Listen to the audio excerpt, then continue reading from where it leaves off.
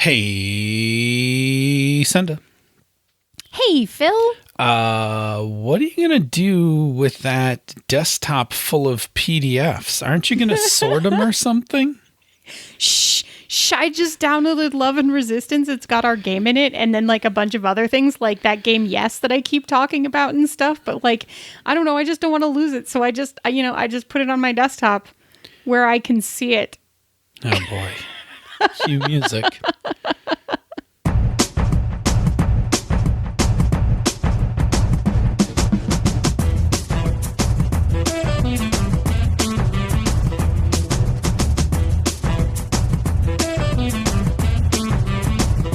And welcome to another episode of Panda's Talking Games. I'm the guy who meticulously keeps all his files in order. And Phil. I'm Right. the guy who meticulously keeps his files in order. Phil.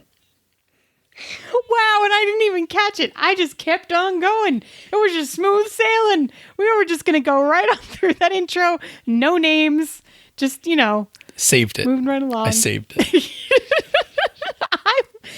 I am the girl who has places to meticulously keep all of my stuff, but is not very good at actually putting things into the spaces.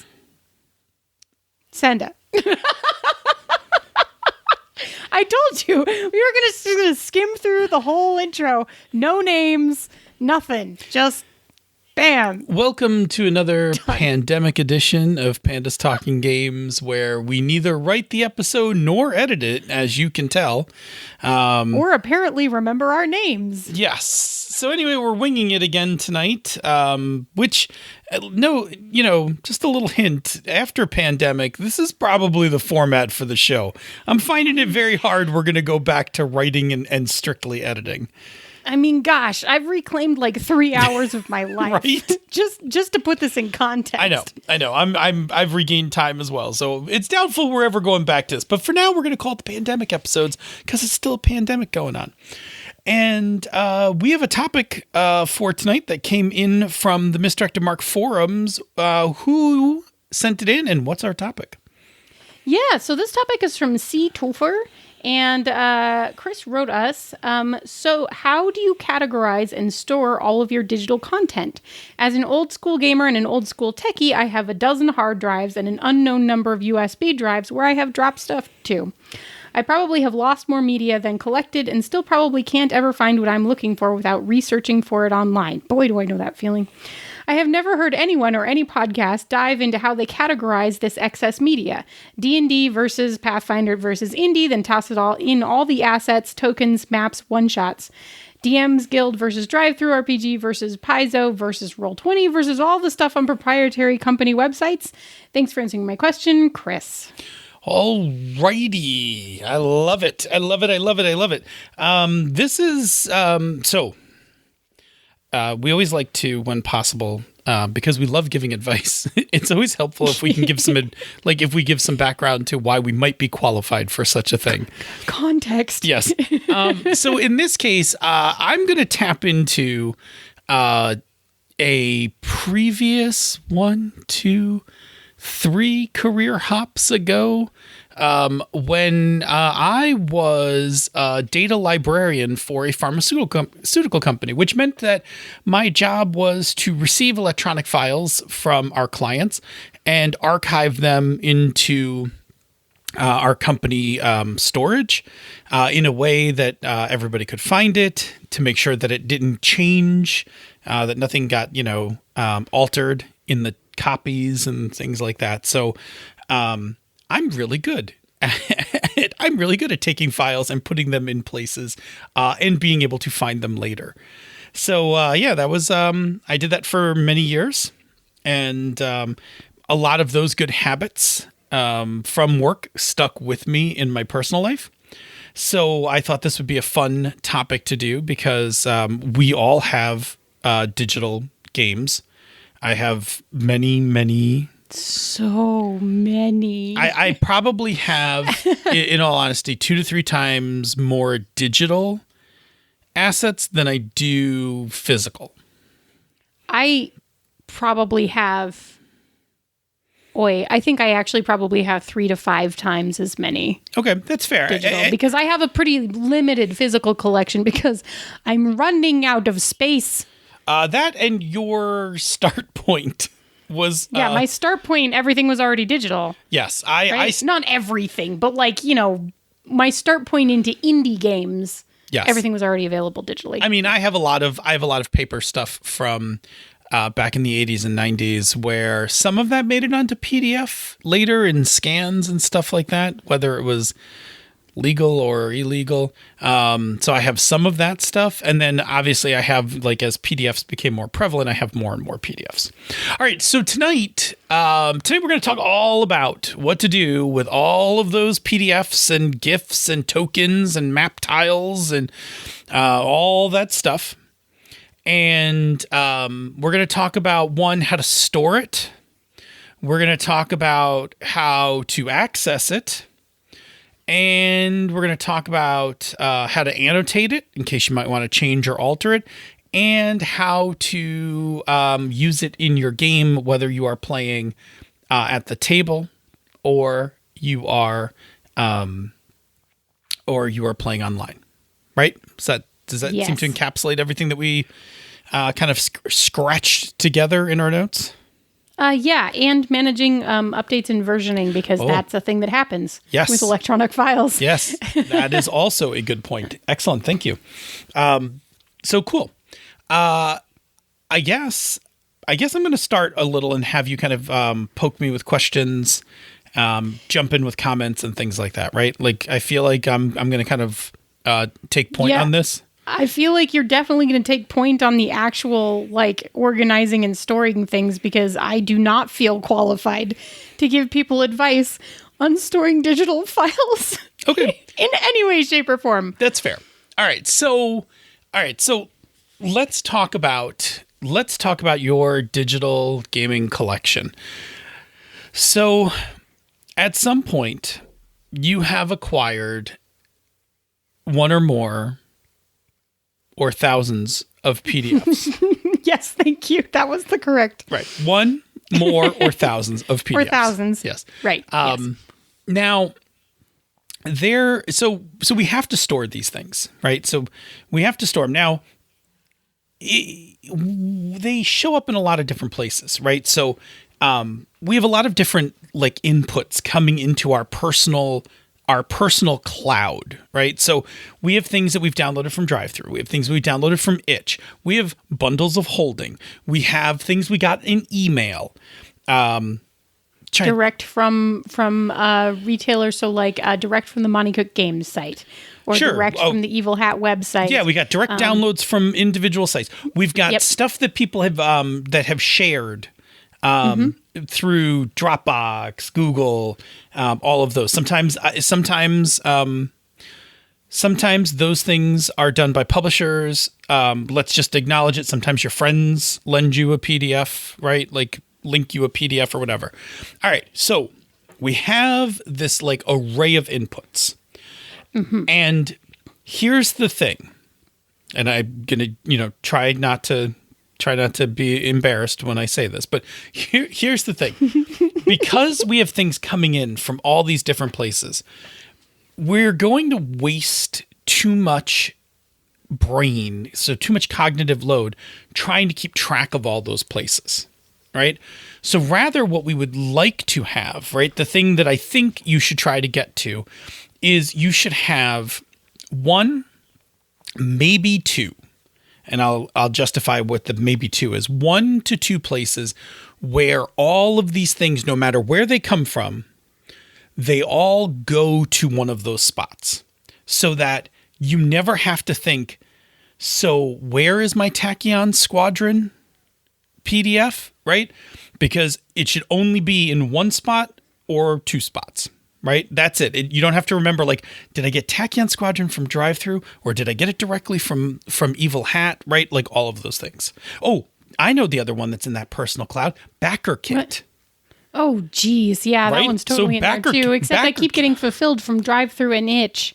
Right, but sometimes Backer Kit just has you can just go to Backer Kit and get them directly, right? So again, So if you're backing Kickstarters, this is a whole other place, right? And I said drive through, but also if you're participating in DM's Guild, right? That's just a drive through subsidiary. Okay. Yeah. Anyway, big array of inputs coming into your cloud. So now what you really need to do is have a central repository. So I have two, and I'll explain my two in a second, but we'll just talk about one for right now. Single central repository is going to be a file system on whatever. It doesn't really matter whether you're on Mac, PC, or Unix. It's going to be a single file system where you're going to file everything. Now, you could get super fancy on this, right? So you could be like, okay, I have a folder. I'm going to call it RPGs. And then I'm going to have a folder, and I'm going to like do it by publisher. I'm going to have an Evil Hat folder, a Monty Cook folder, this folder or that folder or whatever. I'm going to give you the best piece of advice it's not the best piece of advice. I've gotten so many good pieces of advice out of the Getting Things Done book, but I'm going to give you a piece of advice from the Getting Things Done book. The best way to file things is as simple as possible, because as simple as possible is how your brain is going to remember what you're looking for. So my recommendation for you is don't get super fancy with this directory. Start at a top level, RPGs, RPG files, whatever. Underneath it, just make a folder for every game title, because it's the thing you're going to remember, right? You may not always remember the publisher, but good chance you're going to remember the game title you're looking for. So just put them in there, one folder after another. Now, inside each folder, if you want to have some subfolders, like a folder for playbooks, a folder for, maybe it came with PDFs for cards. Maybe it came with map tokens or full-size maps. You want to have like some subfolders in there. If you're doing something really big like D&D, right? So maybe you've got D&D, and then you've got you could either do edition, right, and then put all your stuff, or you could just do each edition at the top level, right? So you could just have like second edition, third edition, or D&D second, D&D third, whatever. Yeah, then you would be able to put like your one shots if you have published material. Yeah, exactly. Gather it all in one place. Exactly. And so what you want is, you want like, say you want D&D 5th edition, then you might want one like that's core books, supplements, adventures, et cetera, et cetera, et cetera, right? Map tiles, tokens, whatever. Okay. You're actually making me feel better, because so far the parts of my RPG collection that are organized, because I've kept up with them, they're organized exactly like that. So go me. Yeah. I just haven't kept up with it. Yeah. Well, so we'll talk about that in a second, right? We'll talk about we'll talk about that part, the filing part. But my best recommendation is don't complicate this. One, because if you're looking for something, you're going to have to traverse through 100 folders. That's not fun. But two, really, when you're looking for Dungeon World, you really just want to be able to like go in the RPG folder, scroll down to the Ds, find the Dungeon World folder. Mm-hmm. Or if you're on a Mac, right, then you can just bring up DU. Or command space and then start typing and find your folder. Well, I mean, if you're looking at a Finder window, start typing the name of a folder. Absolutely. Yeah. Okay. So again, I say keep that simple. Now, I'm going to go back to two repositories. So one repository, I'll get to the two in a second. Depending on how many PDFs you have, this collection could be quite big. Like, I think I'm up to like 20 something terabytes. Good heavens. No, it's not terabytes. You definitely have a lot more PDFs than I do. It's not terabytes because I don't have I have like a 2 terabyte array. No, I have like, I must have, I have many, many gigs of, many gigs. 1 gig, many gigs, thousands of gigs. Yeah, whatever it is. So it's enough. So let me make my point. I have, so I keep the games that I'm currently interested in playing. I keep those on Google Drive. Now, I only have 100 gigs of Google Drive, so I'm not putting my whole collection on Google Drive. So I have on Google Drive, I have an RPG rules or whatever. And in there, I have all the stuff that is stuff that I'm currently actively reading, interested in, might play, is in my rotation for reading, whatever. And the reason I do that is because, and we'll talk about this in a second, I can access that from devices. Then I have a network attached storage. So I have a NAS, right? So this is a small box with 2 terabyte disk drives that sits on a shelf that anything in my house connects to by the network. And there I have my entire RPG collection. So everything that's in the Google Drive plus everything else that's not in the Google Drive, everything sits on that NAS. And that NAS is backed up because it's those 2 disks are in a RAID, so they mirror each other. So I have a backup of all that stuff just in case. And from time to time, when I'm not feeling super lazy, I sometimes hook that up to another drive and copy everything over to another drive and take it and leave it in my office. You don't have to get that fancy, right? Like a NAS is a few $100s and maybe a little more work than you want, but a 2 terabyte USB drive is like $50.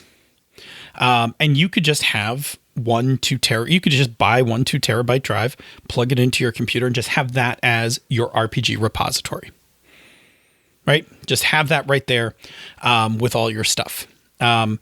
Yes. Yeah.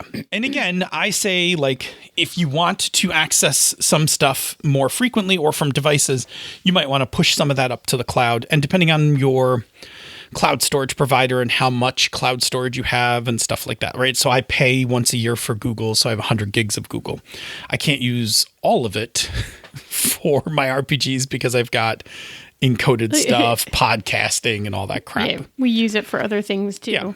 It is really funny because I use partially Dropbox and partially Google Drive, and I've more in the last couple of years been switching more and more heavily into Google Drive, but my RPG collection still very much lives on my Dropbox. Yeah, that's just where it is. And part of that, I think, honestly, is because Drive-Thru has that handy dandy little button that's just like send to my Dropbox, and I'm like, okay. Yeah, I mean, I did the same thing for a long time. I did the exact same thing, but I don't like Dropbox pricing. Like Google Drive pricing is much more reasonable. So I eventually just moved. And so then one day I literally just took my Dropbox folder of RPGs and put it into Google Drive.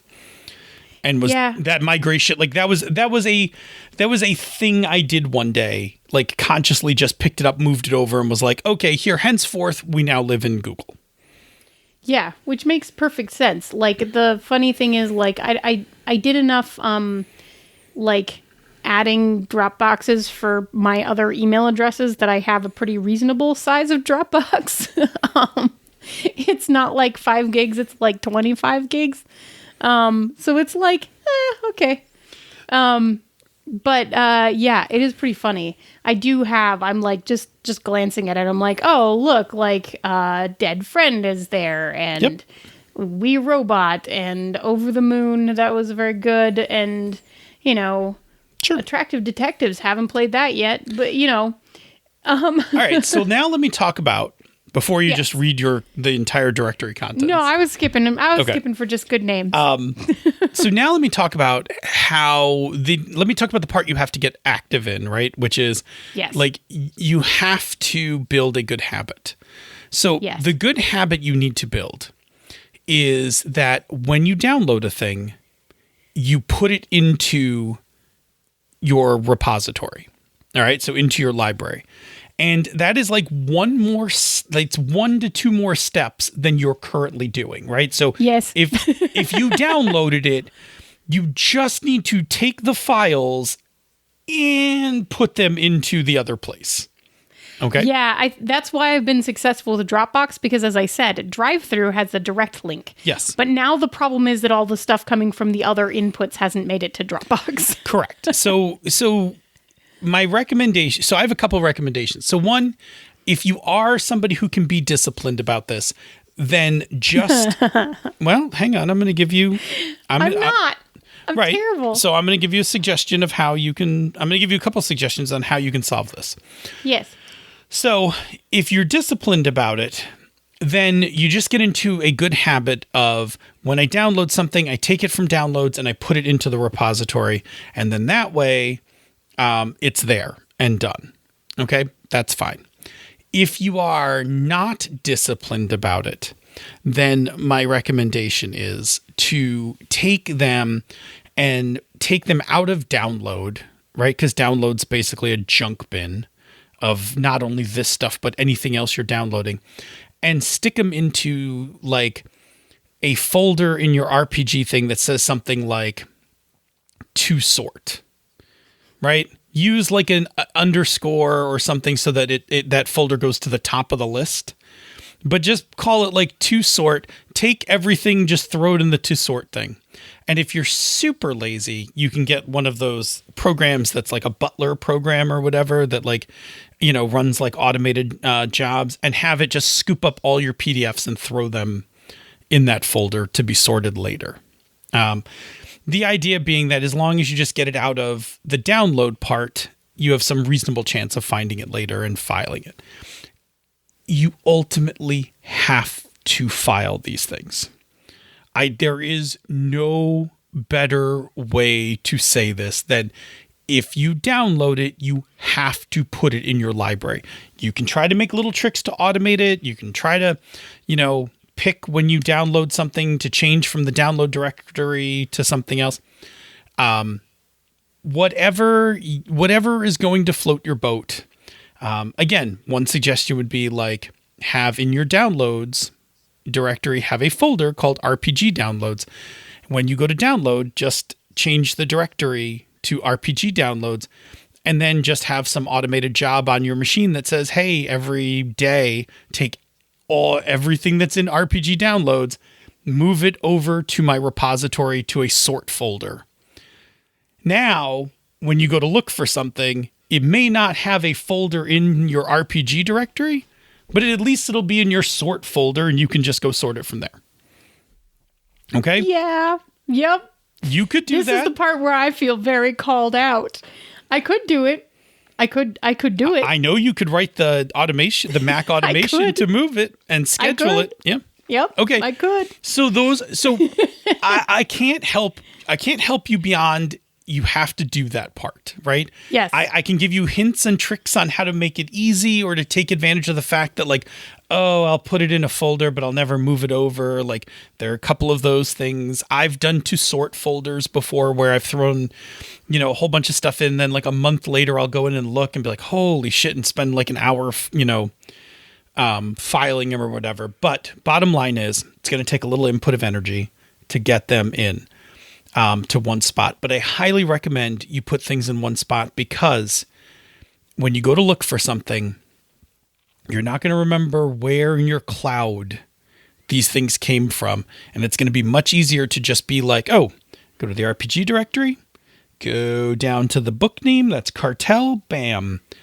The other reason I like it by having everything in one folder and not breaking it up, like not having a folder for rule books, for modules, or for whatever, is when I promote something from my NAS to Google, I just take the whole folder, right? So I'm just like, oh, I'm into Cartel today. Cartel. Bam. And everything for Cartel comes with it. All right, cool. That is, that's the archiving part. And just to sum it up, make it as simple as possible. The simpler it is, the more likely you're going to do it. And if you're really not going to do it, find a way to automate it so that the computer can do the work for you. Or at least some of it. At least some of it. Oh, he's pointing at me. It's fair. It was fair. It was a fair point. Okay. So I think our next part is accessing, right? Yeah, reading. Do you want to do accessing, reading? Do you consider them the same thing? Yeah, I mean, you got to get it. Like, so you have so now that you have PDFs, you actually have to be able to read them and look them up, like look things up and whatever In a useful way. This is where, and I won't go down this rabbit hole, but I am contractually obliged to say that EPUBs are significantly more accessible than PDFs. I don't disagree, but EPUBs have the exact... So for what we're going to talk about, which is opening up the file and looking at the contents, yes, EPUB and PDF meet the same need, which is it's somewhere and I need to get it on my device. Yes, that's fair. Okay. That's fair. Fair enough. You are not wrong in that EPUBs, in terms of scaling text and things like and page flow and things like that, fare far better and on devices. Which is part of what we're going to talk about, right, is going to be devices. Yes. Okay, so... Carry on. Carry on. All right, but we're going to table that part, and we're going to just talk about, like, opening up your PDFs. All right, so now that you have your PDF that you got from your Kickstarter, your download from DriveThru, your bundle from Itch or whatever, you want to go read it. So... the most obvious is that you could just open it up on your computer and read it. But I think that today now more people don't do that. Like, I don't read most of my gaming PDFs on my computer. No, on my computer is just not where I prefer to sit and read. I would rather be on a comfy couch somewhere curled up with an iPad, or really for me, my phone, as if it were a book. And I know that I am distinct in that I tend to use my phone for this because... a lot of people use more of a tablet-sized device. I actually do most of my digital reading on my phone because I am very hard of vision, and so I like the phone. I can read with my glasses off, and I don't have to move it across my face to see the edges of the screen. It is the correct size. It's super interesting. I find that to be super interesting. I mean, I have a fairly big... cell phone. My work phone is an iPhone XS Max, which is, like a baby tablet, I think. I think I would still be able to do it with your work phone, but I wouldn't be able to do it. I have a standard sized iPad, and a standard sized iPad. The 9.5. Yeah, the 9.5. I do actually have to move slightly back and forth, which means I can never quite get comfortable because I constantly have to shift 2 inches back and forth for every line. So it's funny. It's funny because I don't move the iPad. I'll just tell you, I don't move the iPad. I just move the text. No, I just move with my finger. I just move my finger back. Like, I blow the text up a little, and then I just slide it around with my finger. See, we've just hit the point right here that is the thing that drives me absolutely up a wall about PDFs. So... that you have to scroll back and forth if you make them bigger. So here's the, yes, you're not wrong. And that's where EPUB winds up being a superior format. But EPUBs are not as ubiquitous. They're not as easy for people to make in a home publishing sense. And I will be honest, I am happy to be a resource to point people at ways to make that happen that are reasonably straightforward and free. So, talk to me on Twitter. Yes. All right. So I'm going to open up my PDF. So you just said you use your phone. My primary way of opening up PDFs is that I use my iPad. Mm-hmm. And to that, I have a particular app on my iPad, and I'm just going to see. I'm pretty sure I also have it on my phone, just in case. Just in case you got the name wrong? Just in case I get the name wrong, which it looks... I'm sure I have it on my iPad, which is also right here. But I'm pretty sure it's Goodreader. I'm going to say one more thing about reading PDFs on devices, which is the interesting thing. For me, reading personally, when I'm going to sit down and read something, whether it's a game book or whatever, I'm going to read it on my phone for me reading personally.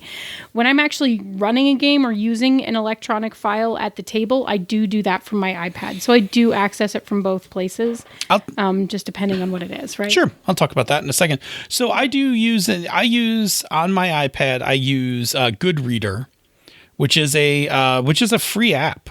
I think there's a tier or something you can pay for. Like, there's a pro version of it, but I don't think I've ever used it. I think I just used the free version of it. What I like about Goodreader is that Goodreader is not just a PDF reader. Goodreader, and again, this is for iOS. I'm not 100% sure what the best Android version of this is. So I'll tell you what Goodreader does on iOS, and maybe somebody on can tweet us what the better version or the good version for Android is. So Goodreader is one, it's PDF reader. Two, it's its own file manager. So you can connect to any of your cloud services and download the PDFs, or you can sync a folder to your cloud service. So I could be like, oh, I want all the cartel files that I have on Google Drive. But you know what? I'm still expecting some, so sync this directory. Yep. Right? And then you'll get, it'll periodically update. The other thing that Goodreader does, which we're going to talk about in a second, is annotations. So you can highlight things and put notes inside your book and stuff like that, all inside Goodreader. And the other thing that I found out is that with the new iOS update, that you can make widgets for specific books, so that I don't even have to go into Goodreader right from my homepage. I can just click my Numenera rules, and it'll go right into Goodreader, right into Numenera. This is what I'm running right now. There it is. Yay! Yeah, exactly. This is what I'm running right now. It does look like it's about $6. Oh, okay. It's not actually free. Okay. I mean, you can get the free version. I don't know if it's I didn't find one. Oh, then you're not looking at the right one. Maybe not. It's called Goodreader, right? Oh, you know what? Maybe it is $6. Mm-hmm. I have purchased it, so I get is the open So all your button. Devices give you the open. Yes. Correct. Okay. So maybe it's $6. I highly recommend spending the $6 and getting Goodreader for your iPhone. I feel like if you already have an iDevice and you have PDFs, you already know this, because I think everyone who's ever I've ever heard from is like, oh no, totally just use Goodreader. Well, it's actually really interesting. I don't. I just plop my PDFs into iBooks on my iPad and on my phone. iBooks is the free one that actually does come with your device. The thing that it's lacking is that sync to a folder, right? That's really cool. That's really nice. You can, in iBooks, you can highlight, you can write comments, have little comment notes. You can bookmark multiple locations, et cetera, et cetera. So in terms of basic annotation functionality, you can do that without spending any money if you are already there. Again, I don't know on Android devices. You know what? When I had, for my Android phone, I almost only ever used, what is it? I would use just the Adobe. Right. Adobe Acrobat. Yeah. But I really I can't say enough about how good the PDF reader is on Goodreader. It's very good. It's very comfortable. I like reading from it. And again, I like using it for actually locally storing my stuff. And the reason I like that is because for conventions, when I don't know if I'm going to have Wi-Fi access or not, having the PDF local to my device means that I don't have to worry about connectivity in order to read something. Yes, which is pretty key. Which is pretty key for... Whatever you use, make sure that you can have the things locally. Yes, for that reason. You never know what the Wi-Fi is going to be like. Yeah. All right, so I think we've covered that, right? So tablet, I mean, basically there's tablet, computer, and phone. Yep. And you're going to want a PDF reader for it. And, there's a variety of them. And I mean, there are a lot of PDF readers. I have not done a comprehensive dive on them because I really only I've had Goodreader forever. It's true. And I just like using it. Forever. Okay. I will say one last thing about the iOS Books application, which is that if you do get RPGs in a blend of EPUB and PDFs, it will read both of them and allow you to highlight and annotate both, which is nice. So that's just a thing. That's cool. Yeah. It is cool. I just want there to be more EPUBs in the world. Yes. All right. So then we talked about annotation briefly. For the most part, I don't annotate too many PDFs. I have one exception. I annotate a PDF copy of the DCC modules that I run. Yeah. Because I'm running published adventures, I actually use highlighter with different colors to highlight different parts of each encounter, like the text parts in one color, the important rules or notes about what's happening in that encounter in yellow, and then stat blocks in green. Just makes it easy for me to, when I'm running a game to quickly kind of skim the book and be like, oh, yes, we're in the room now. I've read the description. Let me just quick yellow. I kind of see what's going on in the room. Yeah.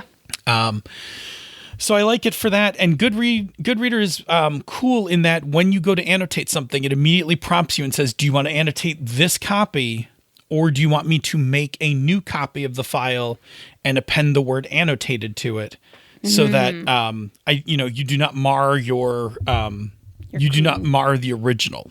Right. Sure. Nice. So I like that. I think that's a nice touch. And then for Goodreader, you can use highlighters. You can circle things. I'm pretty much just a highlighter guy. Well, what I want is the visual. I want to be able to. The cue. Yeah, I want the cue to where my eye should go. I think we've talked about that actually, and we went actually significantly more into your particular process of annotating when we talked about running published adventures. Absolutely. We don't have to harp on it here. I just wanted to make note of it. And if you're annotating other things like tiles or things like that, now you're getting into like drawing programs and things like that.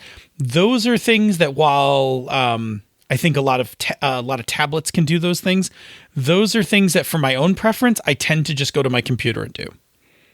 And, that's fair. And I have basically a rule. I consume media on my tablet. I create things on my computer. Yeah. I rarely create anything on my tablet. My tablet is like the thing I pick up off my desk, go sit on the couch, open up a PDF, read until I fall asleep. But if I want to go make a thing, I don't take my tablet to the couch. I just go to my desk and make a thing. And that's just a me thing, right? Because there are plenty of people who can draw and create and stuff on tablets. And all the more power to you. But for me, when I create, I want to be at my desk. I want to be sitting up, and I want my big ass monitors in front of me while I do it.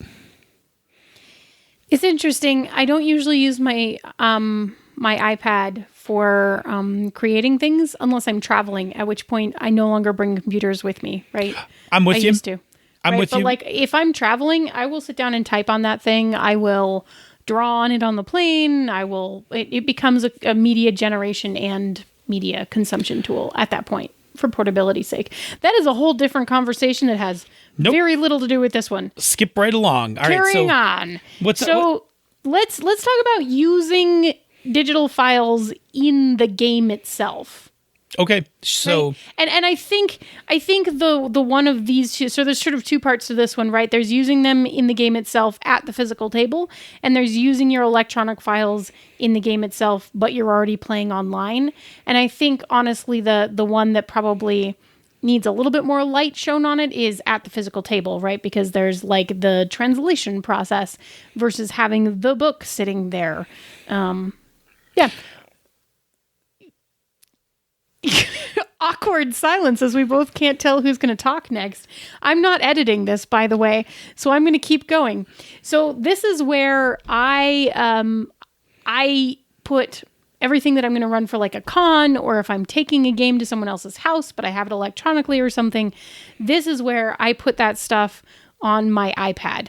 And I will sync my Dropbox folder before I go too, just in case. Like I'll make sure that things are available locally in case somebody's like, oh no, we don't have anything to play. I'll be like, oh, no problem. I have these 6 protocol games and here's a deck of cards, right? So it becomes a way for me to carry a lot of game books at the same time in a very small space. But it's also a big enough screen that having it sitting on the table so that it's just sort of there and open and potentially annotated in colors and cool things to make it very visually easily to identify what you're looking at stuff. It's just there, just like the book would be, right? Yeah. So I will take that up one notch. Everything that you said, I do the exact same thing, right? So when I go to a con, I do not take any physical books with me. I load up my iPad with the things I need to have. And I do the same thing you do. I have everything local. I don't assume that I'm going to be able to jump out to Dropbox and grab something. I might say we're going to, ad hoc a game that I didn't download for some reason. Maybe I'll try to get to a Starbucks or something really quick, or my hotel room and, download it that night or something. But for the most part, if the things I think I'm going to be running, I make sure are local on the device. Now, the thing I do when I'm running at the table, and I do this for my home games, I do this for con games. If I'm playing at my actual table, I have an iPad stand. I don't use the stand that my cover turns into. I don't particularly like the angle. It's a weird angle. So there's two things. I don't like the low angle, right? Because I think it's a little too low. And I don't like the high angle because it's not sturdy, right? I don't want my iPad tipping over. So I have two different iPad stands.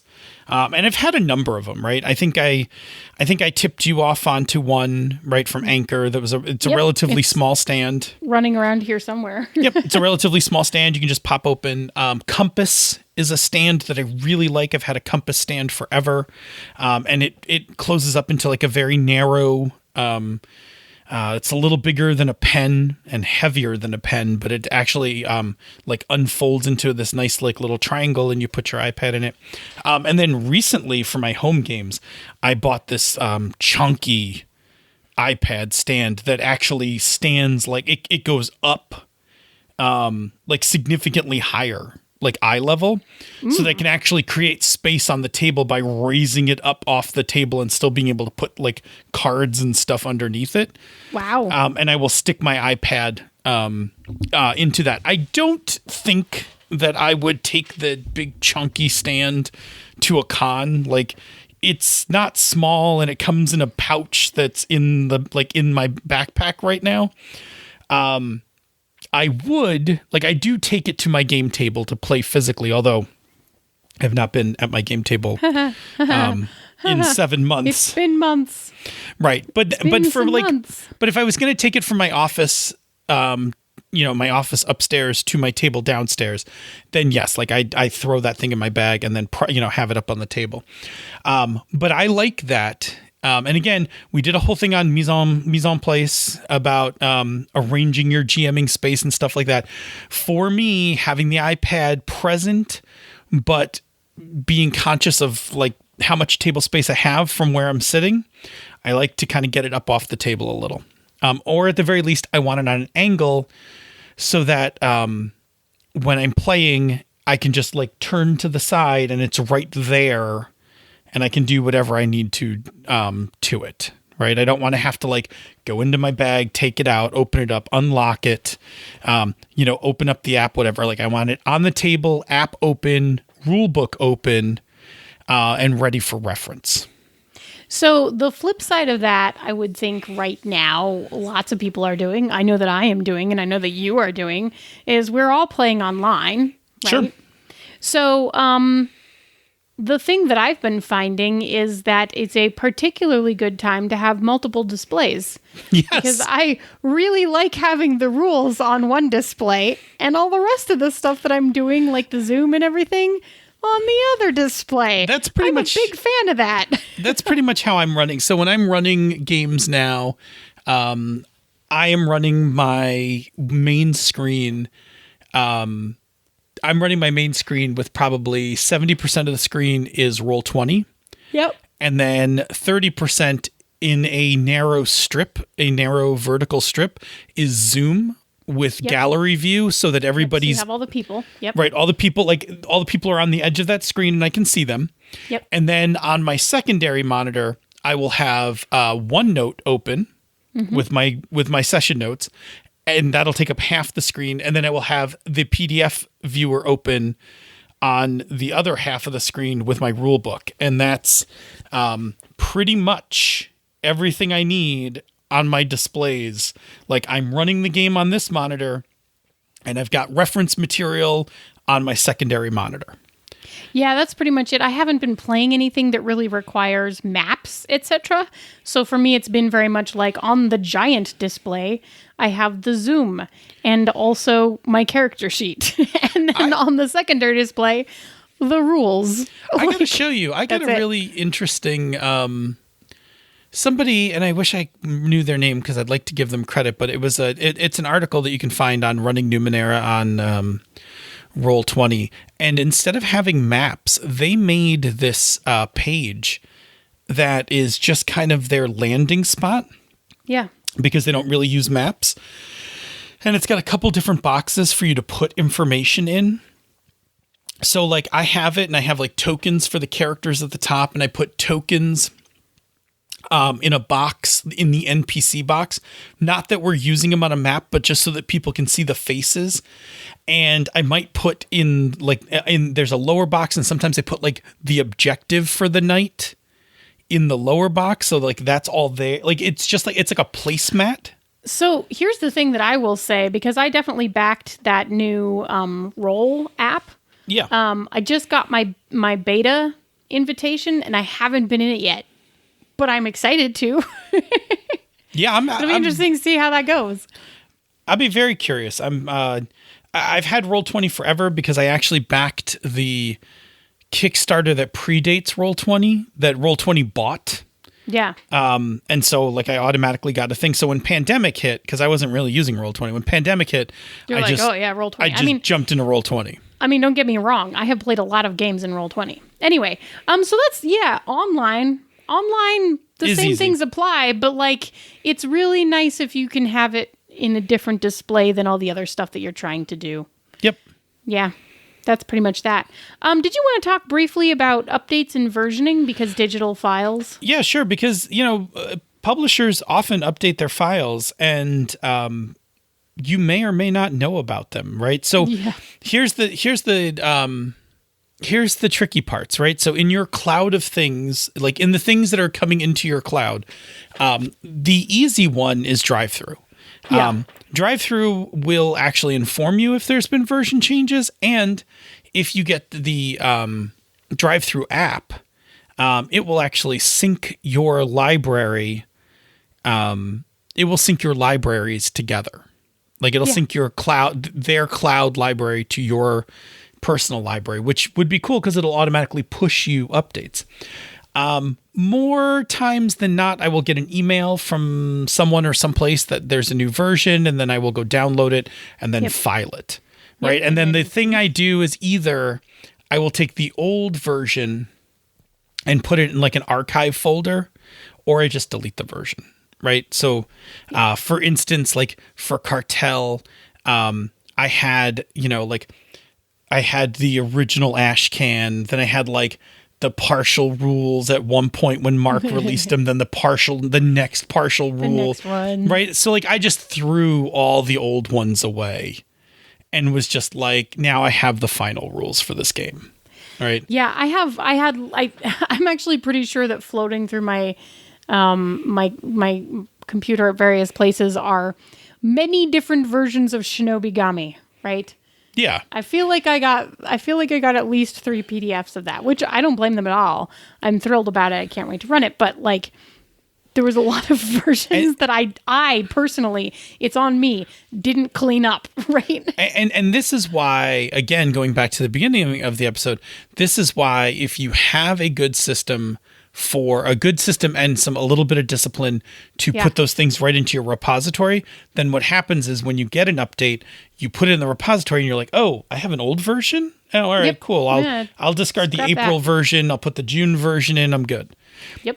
Otherwise, the June version's in a folder somewhere. The April one's in a different folder. And now when you go to play, you're like, oh, do I use the one on my desktop? That one's from March. Was there a newer one? I don't remember. Right.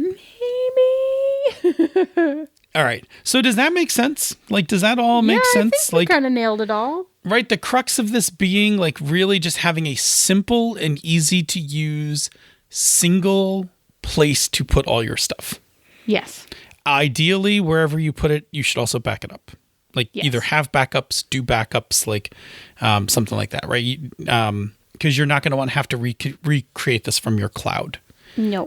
If something goes wrong. Cool. Yeah. I love it. Ready to pack up and roll out? Yes.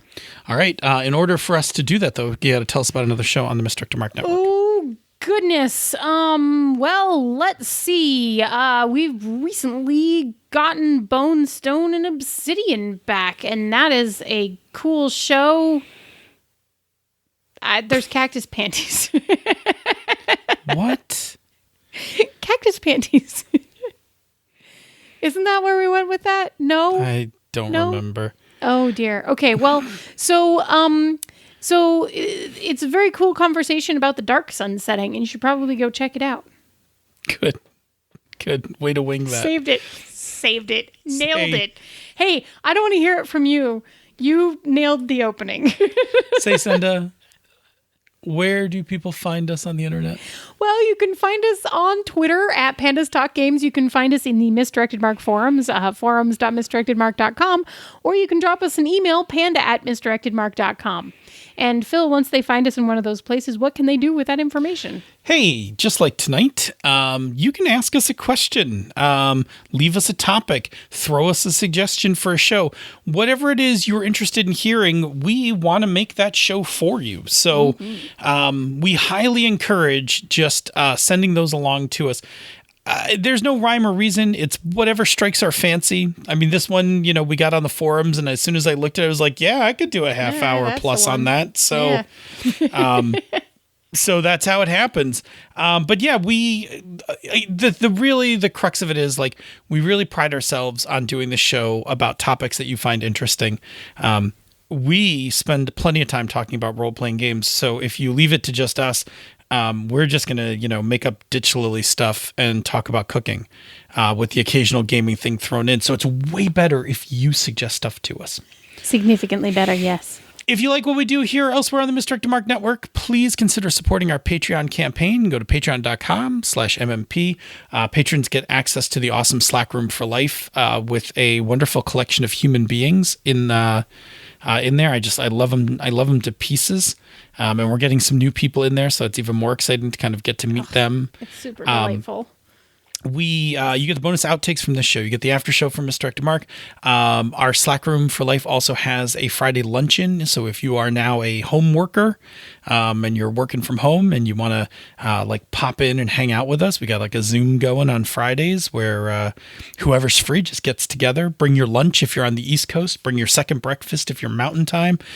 Get your morning cup of coffee if you're on if you're on the West Coast, and if you're Andrew Dacey, get your drink because your week's over. Right. Like you're heading into happy hour, right? From London time. Anyway, you get all those good things. There are other things that we've done in the past when we are past pandemic. I have a strong feeling those things will be coming back as well. But in our more conservative pandemic times, those are the big reasons to come join the Patreon. And the thing is, your patronage is what makes all of this possible. It keeps the network running, gives us equipment in order to do the show, replaces things that break, because things do break, cords go bad, and mics eventually, break and stuff like that. I mean, I punch a mic every week for Misdirected Mark. Eventually, it's going to give out. Vicious. Anyway, all of those things are possible because of your generosity, and we thank you immensely for that.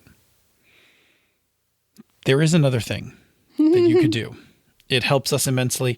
Again, we talk about it every week. I don't want to get into it too deeply. If you listen to us, you will love us, but we really need more people to listen. And the best way to get strangers to listen is to do what? You could leave us a rating or review on Apple Podcasts or the podcatcher of your choice. Every new review we get really does actually help new people find the show. It's just if you don't leave it on iTunes, you should probably let us know where it is, so that we can go look at it and see it and feel warmed through the cuckolds of our hearts. Right? Absolutely. Right. Good. Every new review we get really does actually help new people find the show.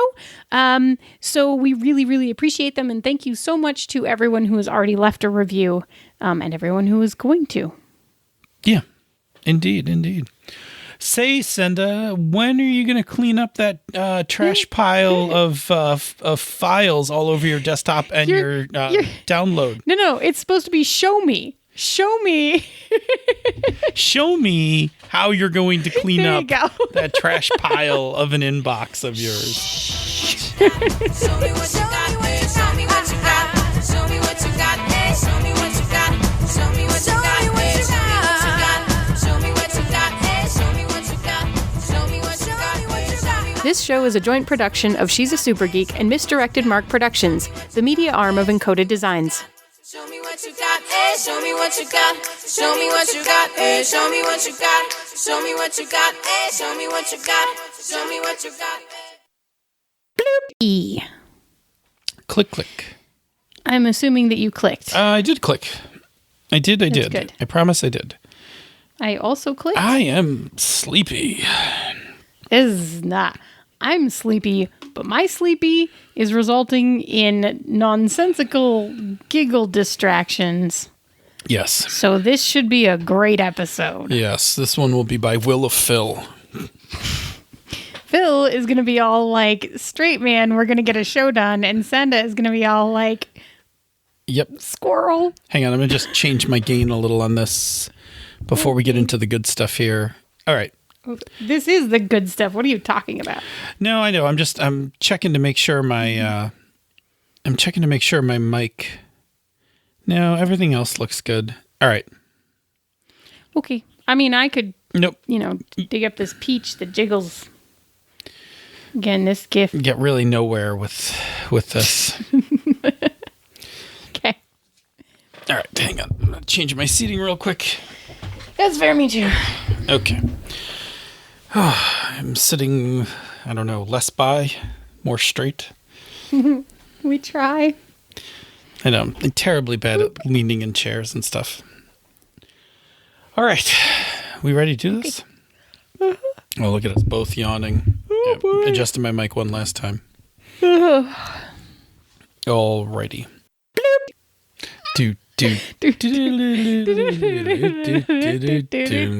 Don't worry, people. I'm not quite that bad, actually.